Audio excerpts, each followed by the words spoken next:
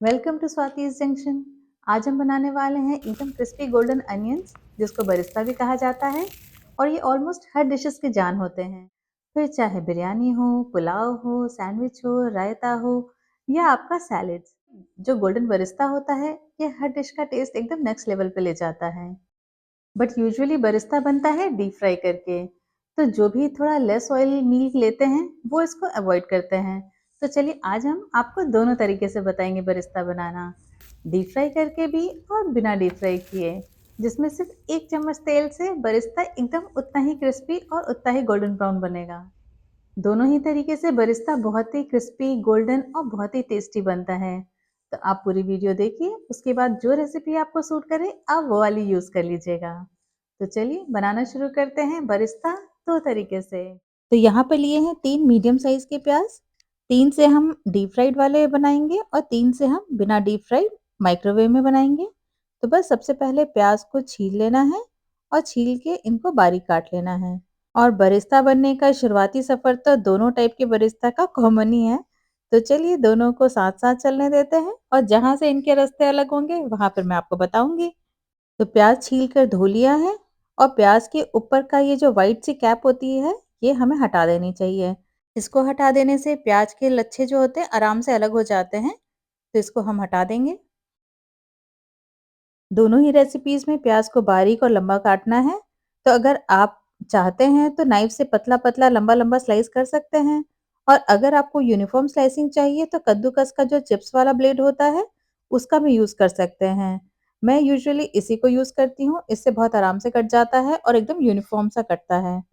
देखिए कितना आराम से पतला-पतला कट गया है प्याज़। अब बस हाथों से इन प्याज के लच्छों को हम ऐसे अलग-अलग कर लेंगे। लच्छे अलग होने के बाद इनको क्रिस्पी करना ज़्यादा आसान रहता है। और अगर यहाँ पर प्याज का कोई मोटा टुकड़ा मिलता है तो उसको हम चाकू से बारीक-बारीक काट लेंगे। अब स्लाइसिंग के बाद हम अनियंस में थोड़ा-सा नमक ऐड करेंगे और अच्छे से नमक उसमें मिक्स करके 10-15 मिनट के लिए रख देंगे। नमक डालने से अनियन अपना एक्सेस वाटर रिलीज़ कर देता है।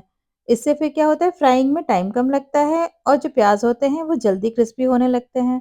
हर रेसिपी को अच्छा बनाने के लिए कुछ छोटे-छोटे टिप्स होते हैं, जिनको फॉलो किया जाए तो वो रेसिपी बहुत अच्छी बनती है। वैसे ही कुछ टिप्स हैं ये कि प्याज़ को पतला काटें, लच्छे अलग रखें और नमक डाल के इनका एक्सेस वाटर निकाल लें।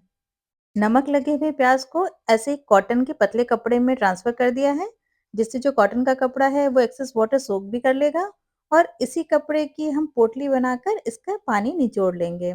आप चाहें तो ऐसे हाथ से भी निचोड़ सकते हैं, पर ज़्यादा आसान होता है कि इस कपड़े की पोटली बना लें और खूब टाइट से इसको स्क्वीज़ करके इसका एक्सेस पानी निकाल दें। तो प्याज़ का जो एक्सेस वाटर है वो देखिए कितने आराम से निकल गया है। तो प्याज़ अब रेडी है बरिस्ता बनने के लिए। यहाँ तक दोनों रेसिपीज़ के स्टेप्स कॉमन हैं। तो चलिए अब हम पहले बनाते हैं बिना फ्राई किया हुआ बरिस्ता, जिसको हम बनाएँगे माइक्रोवेव में। माइक्रोवेव में बनाने के लिए अगर आपके पास कोई फ्लैट डिश है, माइक्रोवेव सेफ तो आप वो ले लीजिए, वरना ये जो डायरेक्ट जो माइक्रोवेव के अंदर ये ग्लास ट्रे होती है, हम इस पे ही बनाएँगे। तो जैसे मैंने ये ट्रे ली है, आप चाहें तो इसी पे हल्का-सा ऑयल ग्रीस करके इसी पे प्याज़ रख दें और नहीं तो इसके ऊपर एक बटर पेपर रख लें। बटर पेपर रखने से आराम रहता है ताकि प्याज को रिमूव करना भी इजी हो जाता है। और नीचे ऑयल लगा है तो देखिए बटर पेपर भी आराम से इस ग्लास ट्रे पे स्टिक हो गया है। इस पे भी ब्रश से हल्का सा हम ऑयल लगा देंगे और जो प्याज हमने तैयार करके रखे हैं वो हमें बटर पेपर के ऊपर रख देना है। अब हम बस 1 चम्मच तेल इस प्याज के ऊपर डालेंगे और प्याज में अच्छे से मिक्स कर लेंगे। ज़्यादा तेल की बिल्कुल ज़रूरत नहीं होती, बस 1 चम्मच तेल काफ़ी होता है। प्याज में तेल मिक्स करके हमें इवनली फिर प्याज को जो बटर पेपर हमारा है उस पे अच्छे से स्प्रेड कर देना है। बस इस टाइम यही ध्यान रखना है कि जो प्याज है वो इवनली स्प्रेड हो, मतलब ऐसा ना हो कि कहीं बहुत लम्स हैं और कहीं बहुत ही पतली लेयर है। तो बस हमें प्याज को इवनली ऐसे स्प्रेड कर देना है। तो ये रेडी है, तो चलिए इससे बनाते हैं क्रिस्पी बरिस्ता माइक्रोवेव में। तो उसके लिए हम इसको माइक्रोवेव में रखेंगे और इसे पहली बार 5 मिनट के लिए हमें माइक्रोवेव में कुक करना है, वो भी माइक्रोवेव की हाईएस्ट पावर पे। जैसे मेरे माइक्रोवेव की हाईएस्ट पावर है 900 वॉट, तो हम इसको ट्रे को माइक्रोवेव में ट्रांसफ़र किया है 5 मिनट का टाइमर सेट कर दिया है। पहली बार हमें 5 मिनट करना है, उसके बाद जब टाइमर पूरा हो जाए, तो हमें माइक्रोवेव को खोल के एक बार अनियंस को अच्छे से टॉस करना है। जैसे ये टाइमर पूरा हो गया है, तब हम माइक्रोवेव को खोलेंगे और देखिए अंदर थोड़ा गर्म होता है, तो ध्यान से आप बिल्कुल प्रिकॉशन लेके हमें प्याज को अच्छे से टॉस करना है। और ये देखिए ये थोड़े-थोड़े ड्राई भी हो गए हैं और कैरेमलाइज़ भी होने लग गए हैं। तो एक स्पैचुला की मदद से हम इसको ऐसे थोड़ा टॉस कर लेंगे। टॉस करने के बाद भी लेकिन इसे हमें एकदम इवनली स्प्रेड करना है ताकि इवन कुकिंग हो। पहली बार 5 मिनट का टाइमर देने के बाद अब हम 1-1 मिनट का टाइमर देंगे। मतलब 1 मिनट माइक्रोवेव करेंगे, फिर खोल के एक बार प्याज़ को चेक करेंगे, थोड़ा-सा उसको टॉस करके इवनली स्प्रेड करेंगे। ऐसे मुझे साढ़े 3 मिनट और लगे, मतलब 1-1 मिनट का इंटरवल दिया और लास्ट में 30 सेकंड का एक बार टाइमर और दिया। और फिर जब मैंने नोटिस किया तो देखिए प्याज़ में कितनी अच्छी ब्राउनिंग हो गई है और जब ये ठंडे हो जाएँगे तो ये काफ़ी क्रिस्पी हो जाएँगे। जब हम माइक्रोवेव ऑफ कर देते हैं उसके बाद भी थोड़ी देर प्याज़ में कुकिंग होती रहती है, इसलिए आप प्लीज़ बहुत ज़्यादा ब्राउन होने का इंतज़ार मत करिए, वरना प्याज़ जल जाएगा और फिर काफ़ी कड़वा लगेगा। और ठंडा होके देखिए ये कितना क्रिस्पी, कितना अच्छा कलर भी आया है और थोड़ा-सा क्योंकि इसमें नमक डला रहता है, बहुत अच्छा टेस्टी लगता है। मतलब और ये बिना तेल का बना है तो सबसे ज़्यादा सैटिस्फैक्शन इस बात का है कि बिना फ्राई किए इतना क्रिस्पी बरिस्ता बन के रेडी हुआ है, जैसा हम फ्राई करके बनाते हैं बिल्कुल वैसा।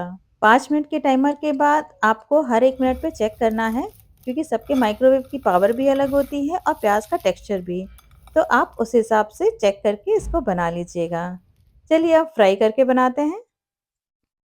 तो जहाँ से राहें जुदा हुई थी प्याज की, दूसरी राह ये वाली है कि हम प्याज को डीप फ्राई करेंगे। तो यहाँ पर मैंने नॉर्मल न्यूट्रल ऑयल लिया है कुकिंग के लिए और तेल को हमें मीडियम हीट पे रखना है और इसको स्टर करते हुए हमें डीप फ्राई करना है। वरना फिर इवन कुकिंग नहीं होगी, एक तरफ से जल जाएगा और एक तरफ से कच्चा रह जाएगा।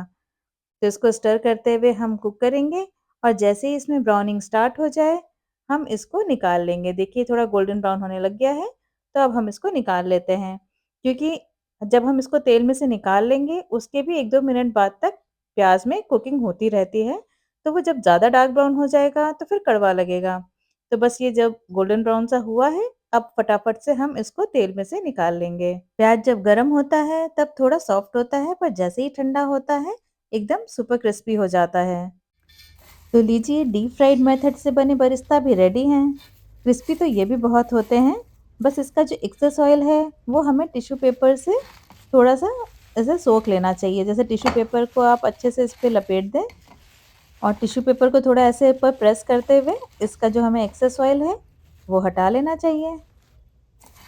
तो लीजिए रेडी है हमारा दोनों तरह से बना हुआ बरिस्ता। ये है डीप फ्राइड वाला और ये है माइक्रोवेव में बना हुआ बरिस्ता। दोनों की ही अपनी-अपनी ख़ासियत है और थोड़ी बहुत कमियाँ भी। जैसे ये जो डीप फ्राइड वाला बरिस्ता है, ये देखने में बहुत ही सुंदर होता है, एकदम इवन गोल्डन ब्राउन और बहुत क्रिस्पी। लेकिन इसमें तेल एब्ज़ॉर्ब ज़्यादा हो जाता है और जिस तेल में तला, तो ये भी टेंशन कि उस तेल का क्या करें? और वहीं ये जो माइक्रोवेव में बना हुआ बरिस्ता है, ये भी बहुत ही क्रिस्पी होता है, बहुत टेस्टी होता है और बहुत ही कम तेल में बन जाता है। ये तो इसकी बहुत बड़ी ख़ासियत है। हाँ, लेकिन कलर में थोड़ा अनइवन होता है। मतलब ये दिखने में जो डीप फ्राइड वाला बरिस्ता है, उससे थोड़ा 19 पड़ता है। लेकिन टेस्ट में बिल्कुल कॉम्प्रोमाइज़ नहीं होता। तो आप बताइए आप कौन-सा बरिस्ता बनाएँगे? ये ट्रेडिशनली डीप फ्राइड वाला या माइक्रोवेव वाला हेल्दी वर्ज़न? आप जो भी रेसिपी ट्राई करें, एक बार कमेंट करके ज़रूर बताएँ। और अगर वीडियो हेल्पफुल लगा हो तो लाइक करें और शेयर करें। और स्वातिस जंक्शन को सब्सक्राइब करना बिल्कुल ना भूलें। मिलते हैं नेक्स्ट वीडियो में, तब तक के लिए bye bye. Thanks for watching.